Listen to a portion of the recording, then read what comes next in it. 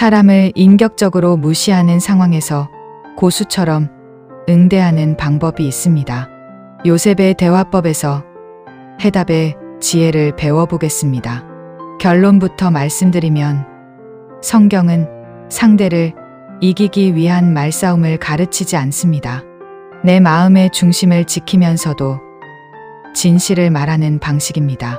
즉, 무례한 사람 앞에서 화를 폭발시키지 않고도 내 존엄과 경계를 잃지 않게 만드는 대화의 기술입니다.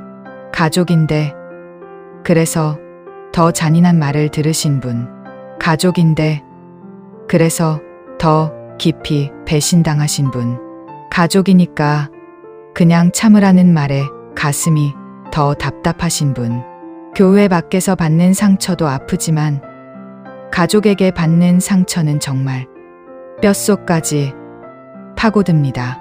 왜 그럴까요? 가족은 내 약한 부분을 너무 잘 알고 있기 때문입니다. 그리고 내가 결국 돌아갈 곳이 거기라는 걸 알기 때문에 더 쉽게 함부로 하고 더 쉽게 선을 넘습니다. 그래서 이런 생각이 자꾸 따라옵니다. 나는 왜 아직도 그 일을 떠올리면 가슴이 뜨거워질까?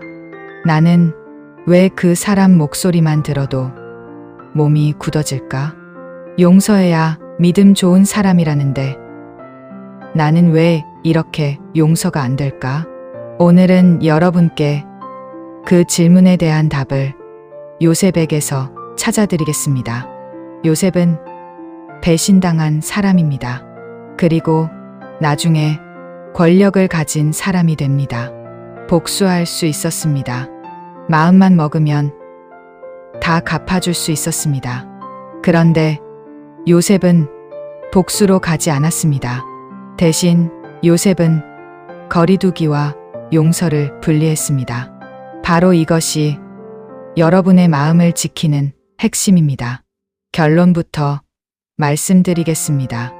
요셉의 대화법은 복수로 내 마음을 달래는 방식이 아닙니다.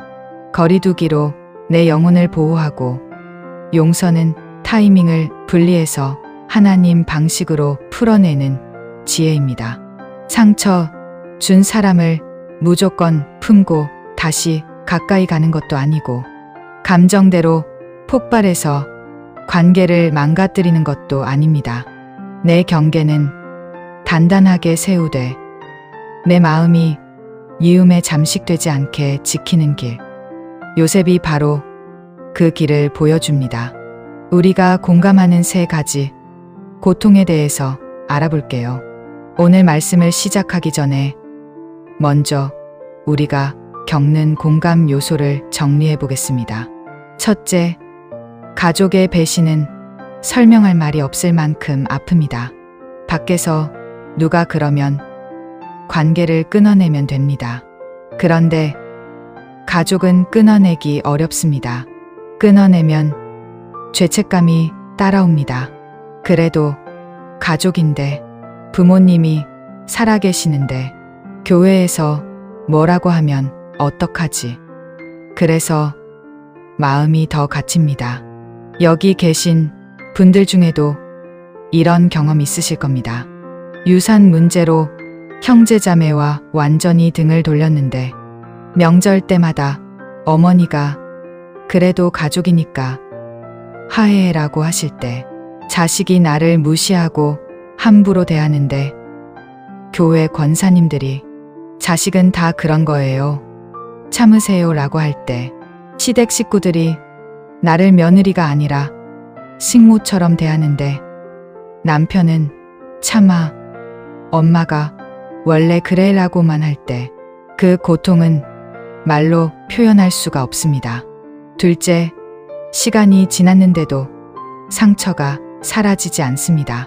겉으로는 괜찮은 척합니다. 교회에서는 웃습니다. 구역 예배에서는 은혜 받은 표정을 짓습니다. 그런데 집에 돌아오면 멍합니다. 어떤 날은 아무 일도 없었는데 갑자기 그 장면이 떠오릅니다. 그때 하지 못한 말이 목에 걸려 잠을 설치게 됩니다. 그때 내가 왜 그냥 참았을까? 그때 내가 한마디라도 했어야 했는데. 그리고 새벽 기도 시간에 눈물이 쏟아집니다. 셋째, 용서하라는 말이 오히려 나를 더 괴롭게 합니다. 교회에서는 말합니다. 70번씩 7번이라도 용서하라고 하셨어요. 미워하면 성도님 영혼이 병들어요. 주님도 우리를 용서하셨잖아요. 그 말이 틀렸습니까? 아닙니다. 성경 말씀이 맞습니다. 그런데 문제는 이겁니다. 용서하지 않으면 내가 나쁜 사람 같고, 용서하면 또 당할 것 같고, 그 사이에서 마음이 찢어져서 결국 혼자 버티게 됩니다. 여러분, 오늘 제가 드릴 핵심 문장은 이것입니다. 용서는 할 수 있지만 관계를 바로 원상복구할 필요는 없습니다. 용서는 하나님 앞에서 내 마음을 놓아드리는 것이고, 관계는 책임과 변화가 확인된 뒤에 다루는 것입니다. 요셉은 바로 그 순서를 지킨 사람입니다. 가족에게 당한 배신, 당한 요셉의 이야기를 살펴볼게요. 이제 요셉의 상황으로 들어가 보겠습니다. 요셉은 12 형제 중에서 아버지 야곱의 사랑을 유독 많이 받았습니다. 형제들은 그 사랑이 불편했습니다. 질투가 쌓였습니다. 그런데 요셉이 꾼 꿈 이야기까지 하면서 상황은 더 악화됩니다. 형들이 내게 절하는 꿈을 꾸었어요. 여러분, 형제들 입장에서 생각해 보십시오. 속이 뒤집혔을 겁니다. 질투는 분노가 되고, 분노는 결국 범죄가 됩니다. 형제들은 요셉을 죽이자고 말합니다. 그리고 죽이는 대신 요셉을 상인에게 팔아넘깁니다. 여러분, 이게 얼마나 끔찍한 배신입니까? 요셉은 가족에게서 쫓겨난 정도가 아닙니다. 가족 손에 의해 상품처럼 거래된 겁니다. 요셉의 상처는 단순히 마음이 상한 정도가 아닙니다. 인생이 찢긴 겁니다. 여기 계신 분들 중에도 비슷한 경험 있으실 겁니다. 어머니가 돌아가시고 나서 오빠가 갑자기 돌변해서 너는 시집간 사람이니까 재산 나눌 자격이 없어 라고 했을 때, 평생 신경 써서 모신 시어머니가 임종 직전에 다른 며느리 손만 붙잡으면서 내가 효자다 라고 했을 때, 자식이 나를 요양원에 보내면서 엄마가 집에 있으면 우리가 힘들어요 라고 했을 때, 그 순간 인생이 찢어지는 겁니다. 그런데 하나님은 그 찢긴 인생을 끝내 버리지 않으십니다. 그런데 또 다시 찾아온 억울함을 경험합니다. 요셉은 애굽에 팔려가 보디발이라는 고위 관료의 집에서 일합니다. 성실하게 일했고 신뢰를 얻었습니다. 집안의 모든 일을 맡을 정도가 되었습니다. 이제 좀 살만하구나. 그런데 또 한 번 억울한 일이 터집니다. 보디발의 아내가 요셉을 유혹했지만 요셉은 단호히 거절했습니다. 정직하게 바르게 살려고 했던 겁니다. 그런데 결과는 어땠습니까? 거짓 누명을 쓰고 감옥에 갇히게 됩니다. 여러분, 이런 경험 있으시죠? 정직하게 살았는데 오히려 손해를 보고 바르게 행동했는데 왜 나만 이런 일을 당하는지. 교회 집사로 충성했는데 돈 관리 문제로 누명을 썼을 때, 권사님들 사이에서 평화를 위해 참았는데 오히려 저 사람은 만만하다는 소리를 들었을 때, 가족 중에 교회 나오지 않는 사람이 있다고 해서 은근히 무시당하고 직분 주지 않았을 때, 정직하게 살았는데 오히려 더 힘들어집니다. 많은 분들이 이 지점에서 무너집니다. 그래, 세상이 이런 거야. 착하게 살면 바보 되는 거야. 하지만 요셉은 달랐습니다.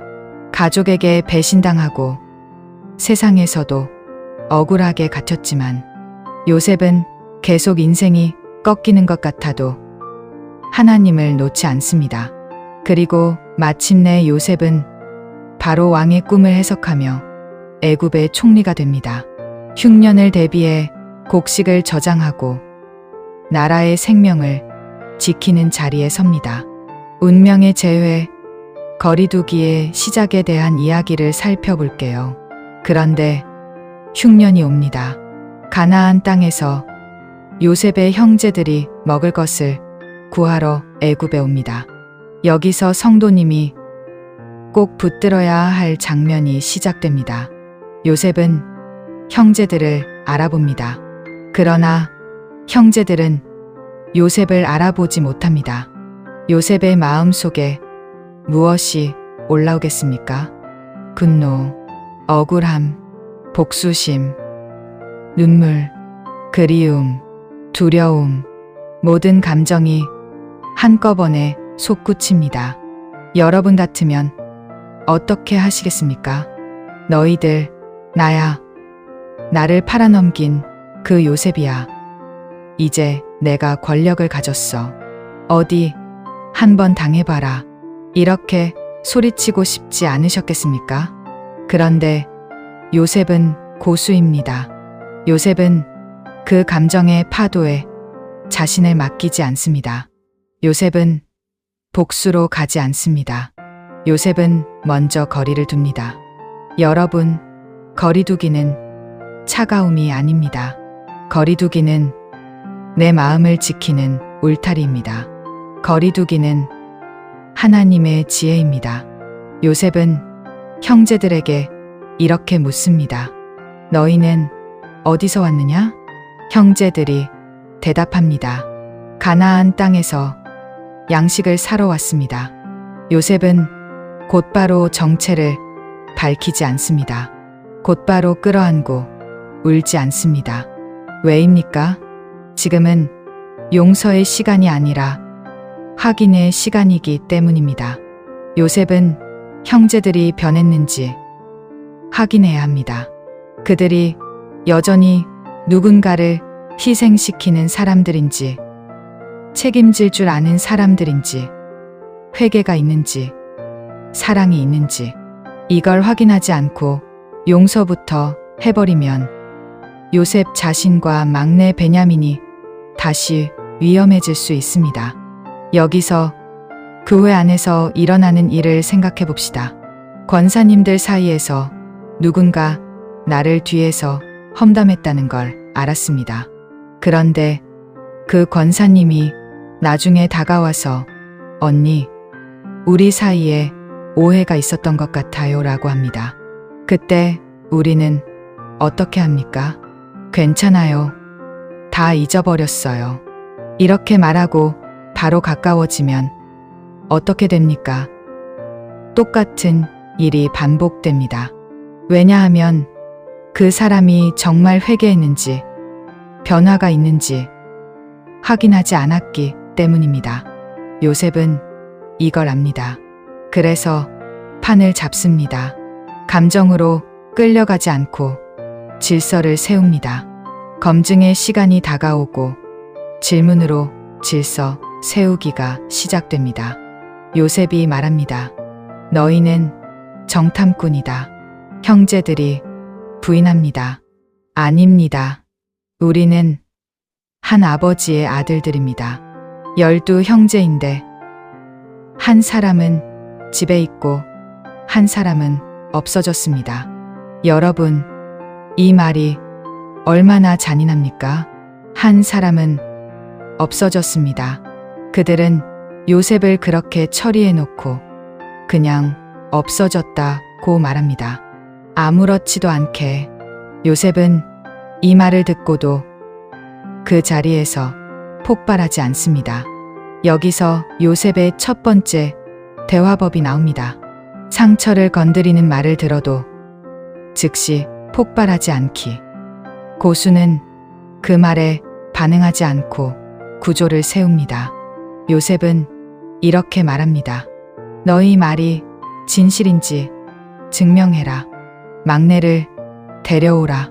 여러분, 이 한 문장 안에 지혜가 있습니다. 요셉은 용서를 서두르지 않습니다. 가족이라고 해서 덮어버리지 않습니다. 먼저 안전을 확보합니다. 먼저 진실을 확인합니다. 이것이 거리두기입니다. 그리고 이 거리두기는 믿음 없는 행동이 아닙니다. 오히려 믿음이 있기 때문에 가능한 절제입니다. 교회에서도 마찬가지입니다. 누군가 나에게 잘못했다가 나중에 사과했습니다. 언니, 미안해요. 제가 잘못했어요. 그때 우리는 어떻게 합니까? 바로 괜찮아요. 다 용서했어요 라고 하고 끝냅니까? 아닙니다. 질문으로 질서를 세워야 합니다. 그 행동이 왜 잘못이었는지 알고 계세요? 앞으로는 무엇이 달라져야 한다고 생각하세요? 제가 안전하다고 느끼려면 어떤 변화가 필요할까요? 이런 질문들이 관계를 단단하게 만듭니다. 눈물과 절제, 감정을 느끼되 휘두르지 않아야 합니다. 형제들은 막내를 데려오라는 말에 두려워하며 돌아갑니다. 그 길에서 형제들은 서로 속삭입니다.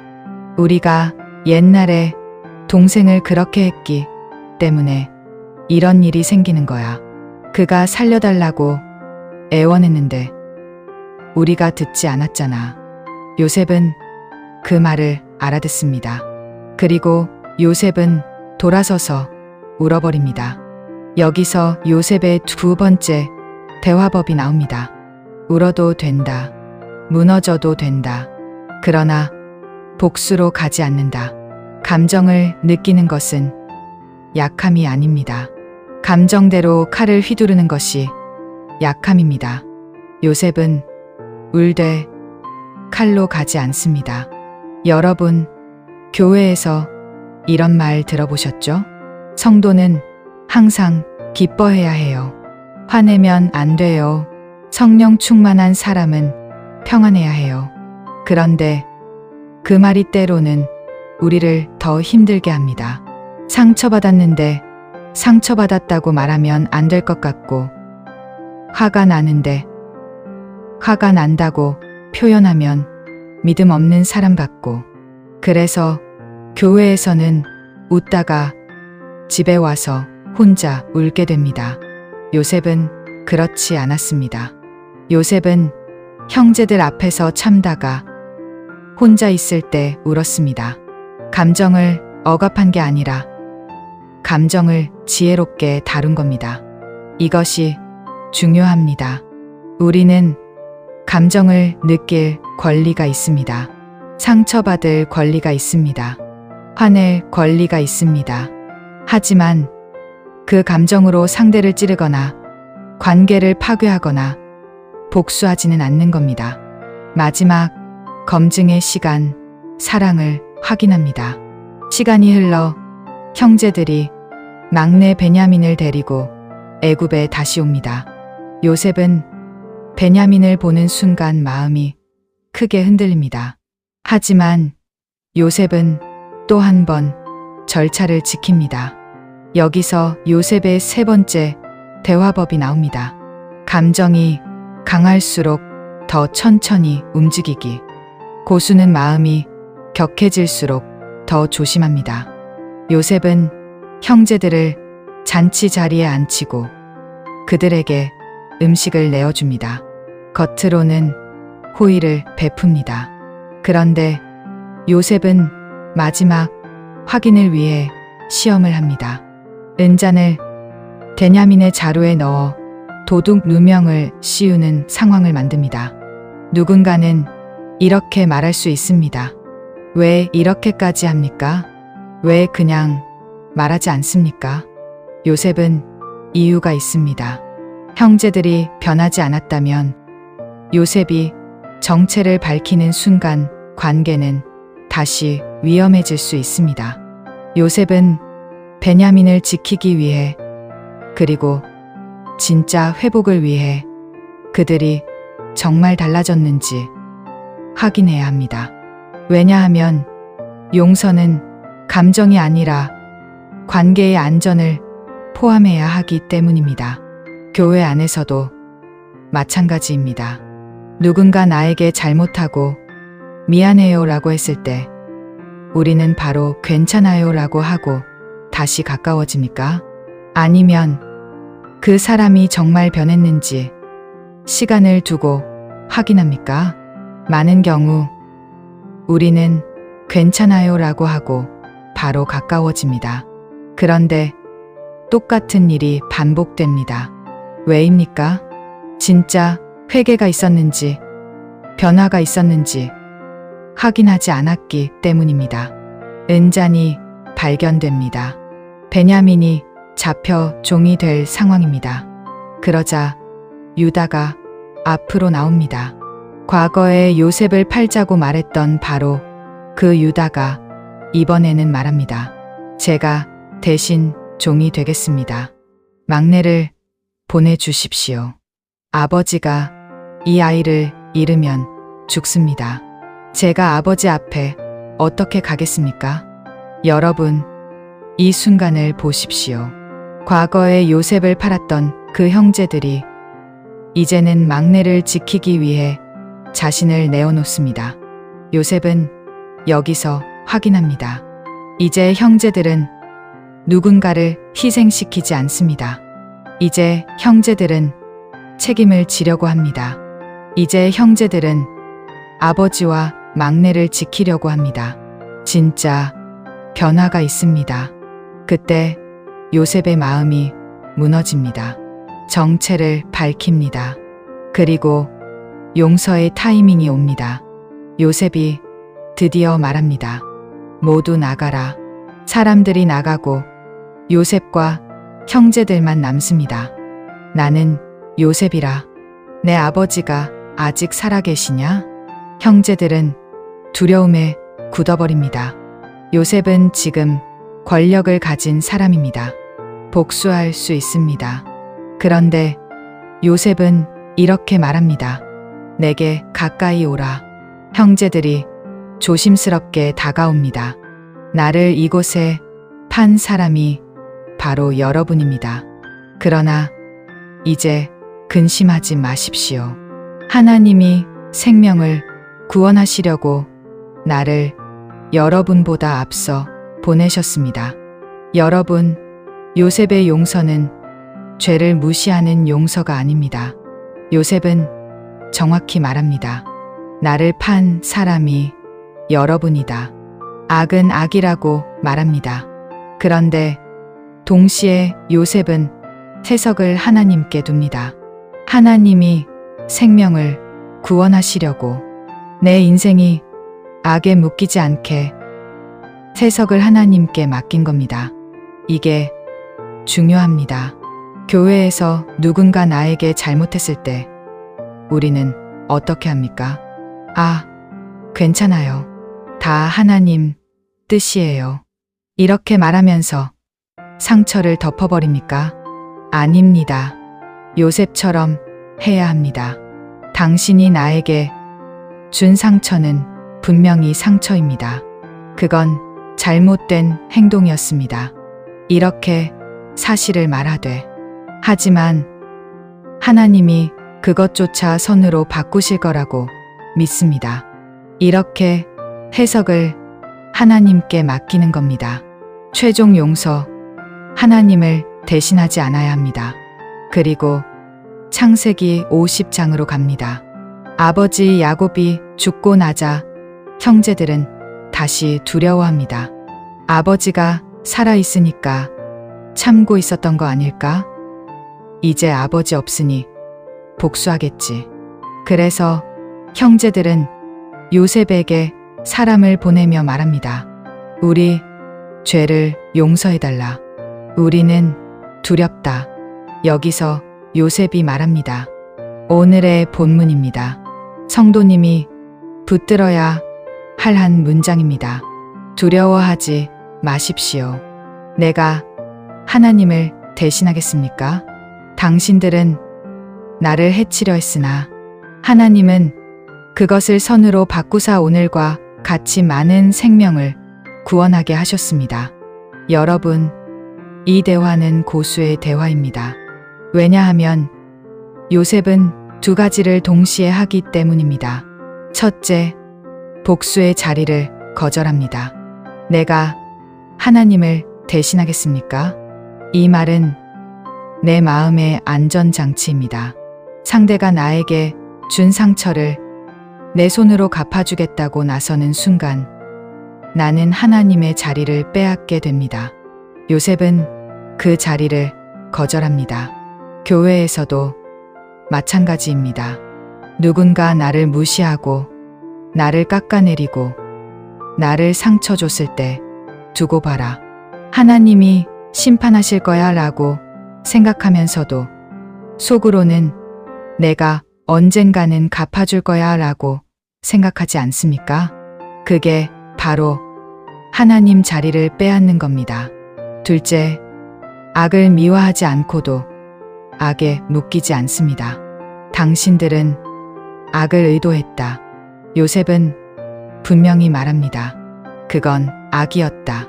그런데 하나님이 선으로 바꾸셨다. 이 말은 무엇입니까? 악이 선이 되었다는 말이 아닙니다. 악은 악인데 하나님이 그 악에 내 인생을 빼앗기지 않게 하셨다는 뜻입니다. 그러니 나는 그 악에 내 인생의 방향키를 넘겨주지 않겠다. 이게 요셉의 용서입니다. 우리는 어떻게 할 것인가? 이제 우리 삶에 적용해 보겠습니다. 배신한 가족을 대할 때 요셉처럼 내 마음을 지키는 실전 대본을 드리겠습니다. 핵심은 한 가지입니다. 용서와 거리 조절을 같은 날에 하지 마십시오. 용서는 하나님 앞에서 선택할 수 있지만 관계의 거리와 역할은 지혜롭게 정해야 합니다. 요셉도 그랬습니다. 첫째, 흔들리는 자리에서 바로 결론 내리지 않기. 감정이 올라온 상태에서는 대화가 아니라 폭발이 됩니다. 이렇게 말해 보십시오.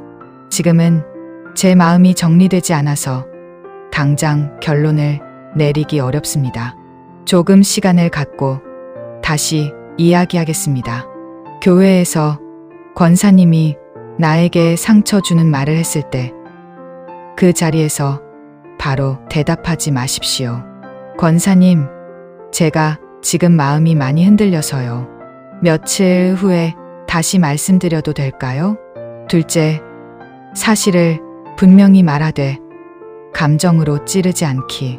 요셉은 당신들은 악을 의도했다고 말합니다. 우리도 이렇게 말할 수 있습니다. 그때 하신 말과 행동은 제게 분명히 상처였습니다. 그 일을 없던 일로 넘기는 것은 어렵습니다. 구역장님이 나를 무시하는 발언을 했다면 구역장님, 지난주에 하신 그 말씀이 제게는 많이 상처였어요. 이렇게 사실을 말하되 감정으로 찌르지는 않는 겁니다. 셋째, 책임을 묻는 질문으로 대화의 질서를 세우기. 요셉은 검증했습니다. 우리도 질문으로 질서를 세울 수 있습니다. 그 행동이 왜 잘못인지 알고 계십니까? 앞으로는 무엇이 달라져야 한다고 생각하십니까? 제가 안전하다고 느끼려면 어떤 변화가 필요하다고 생각하십니까? 교회 안에서도 마찬가지입니다.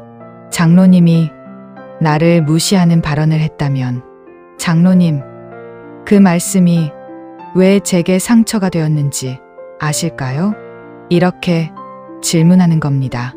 넷째, 관계 회복은 단계적으로, 신뢰는 천천히. 요셉은 한 번에 끌어안지 않았습니다. 우리도 이렇게 말할 수 있습니다. 당장 예전처럼 지내기는 어렵습니다. 조금씩 신뢰를 다시 쌓아가고 싶습니다. 제가 편안해지는 속도를 존중해 주시면 좋겠습니다. 권사님이 사과했다고 해서 바로 예전처럼 가까워지지 마십시오. 시간을 두고 그 사람이 정말 변했는지 확인하십시오. 다섯째, 용서는 내 마음을 위해 선택하되 재발 방지는 경계로 세우기. 용서했다고 해서 다시 같은 방식으로 당할 필요는 없습니다. 저는 미움에 머물고 싶지 않아서 용서를 선택하겠습니다. 하지만 같은 일이 반복되면 저는 더 이상 그 자리에 머물지 않겠습니다. 여섯째, 복수심이 올라올 때마다 요셉의 한 문장으로 돌아가기. 내가 하나님을 대신하겠습니까? 여러분, 이 한 문장을 마음속에서 계속 말해 보십시오. 복수의 칼을 내려놓게 됩니다. 그리고 그 빈손으로 내 삶을 붙들게 됩니다. 성도 여러분, 요셉의 대화법은 착한 말이 아닙니다. 약한 사람이 꾹 참고 웃는 말이 아닙니다. 요셉은 단단한 사람입니다. 악을 악이라고 말할 줄 아는 사람입니다. 그러면서도 악에 자신의 인생을 빼앗기지 않는 사람입니다. 오늘의 메시지를 한 문장으로 다시 정리해 드리겠습니다. 배신한 가족 앞에서 고수답게 대하는 방법은 복수 대신 거리를 두어 내 마음을 지키고, 용서는 타이밍을 분리해 하나님 방식으로 선택하는 것입니다. 여러분이 이 방식으로 서기 시작하면 상처 준 사람은 두 가지 중 하나를 선택하게 됩니다. 책임을 지고 변화하며 신뢰를 다시 쌓든지, 아니면 여러분의 경계 앞에서 더 이상 함부로 하지 못하고 멀어지든지. 그리고 그 둘 다 여러분에게는 유익입니다. 여러분의 마음이 단단해지기 때문입니다.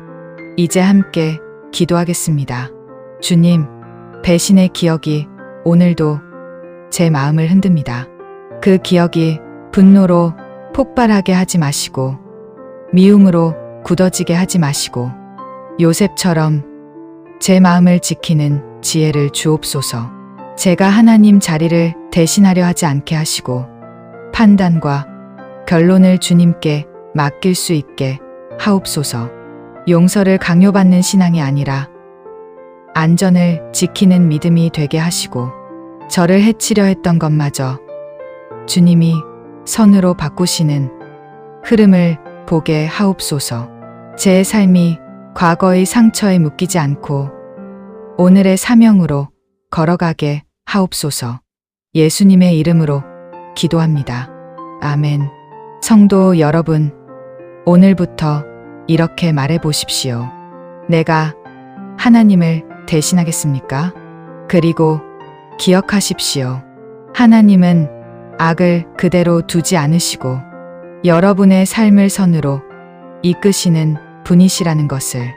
다음 시간에도 여러분의 삶을 단단하게 세우는 말씀으로 찾아뵙겠습니다. 오늘 이 메시지가 여러분께 위로와 힘이 되었기를 바랍니다. 구독과 좋아요로 응원해 주시면 더 많은 분들께 이 메시지를 전할 수 있습니다.